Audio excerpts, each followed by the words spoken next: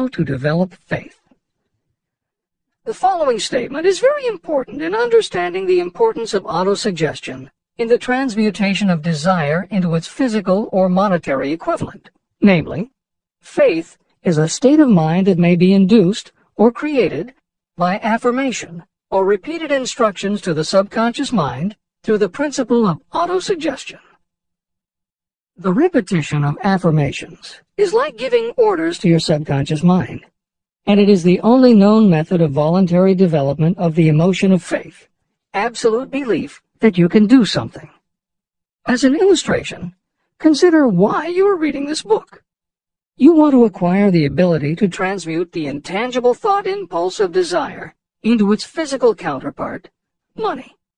By following the instructions laid down in the later chapters on autosuggestion and the subconscious mind, you will learn techniques to convince your subconscious mind that you believe you will receive that for which you ask.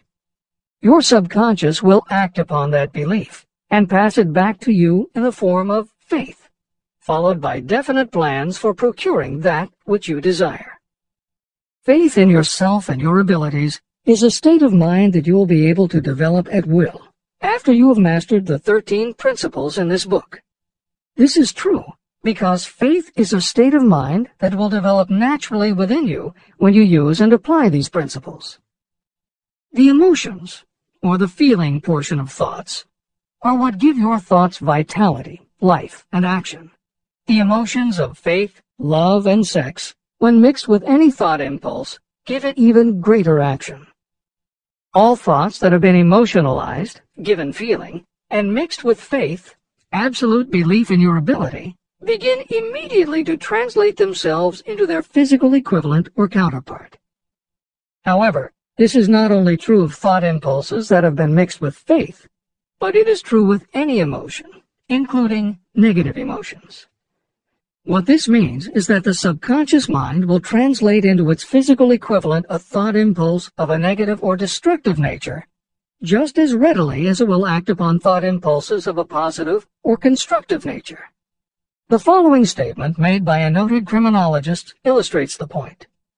When men first come into contact with crime, they abhor it. If they remain in contact with crime for a time, they become accustomed to it and endure it. If they remain in contact with it long enough, they finally embrace it and become influenced by it.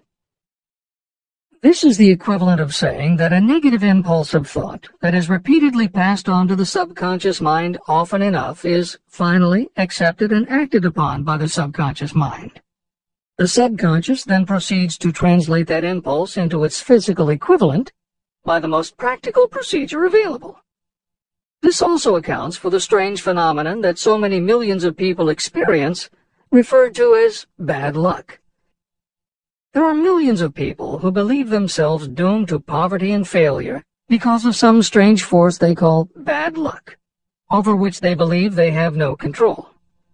But the truth is that they are the creators of their own misfortunes, because this negative belief in bad luck is picked up by the subconscious mind and translated into its physical equivalent. Your belief, or faith, is the element that will determine the action of your subconscious mind. Once again, let me stress that you will benefit by passing on to your subconscious mind any desire that you wish translated into its physical or monetary equivalent in a state of expectancy or belief that the transmutation will actually take place. The subconscious mind will transmute into its physical equivalent, by the most direct and practical way available, any order that is given to it in a state of belief or faith that the order will be carried out. At this point, it should also be noted that because of the way that the subconscious operates, there is nothing to stop you from deceiving your subconscious mind when giving it instructions through autosuggestion. That is what I did when I deceived my son's subconscious mind. To make this deception more realistic, when you call upon your subconscious mind, you must conduct yourself just as you would if you were already in possession of the material thing that you are demanding. It is an axiom of contemporary motivation theory that the subconscious mind cannot distinguish between what is real and what is vividly imagined. One of the most frequently cited studies supporting this concept was done with a group of basketball players. The players were divided into 3 teams, and the players on each team were tested on their ability to make free throws. The teams were then separated for a period of time, and each team was given instructions which they were told would improve their abilities. One team was instructed to practice making baskets on a daily basis. The second team was instructed not to practice during the period and not to even think about basketball.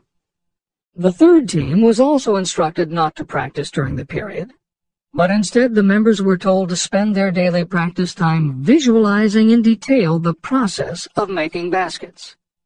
At the end of the experiment, the teams were again tested. The team that rested showed a decrease in ability. The team that practiced showed a marked increase in ability. And the team that didn't practice but visualized making baskets showed an increase in ability almost equal to those who had practiced daily. As Hill says, you can deceive your subconscious through autosuggestion. If you convincingly plant an idea in your subconscious will accept and work with the idea as though it were a fact. But the key word is convincingly. If you try to send a message to your subconscious, but in the back of your mind you have a nagging doubt whether it will work, your subconscious will pick that up also. You will have sent mixed messages that cancel each other out. That is why Hill stresses the importance of doing it with faith. Your subconscious will not judge if it is true or false, positive or negative, but it does respond to the power of the input, how emotionalized the thought is.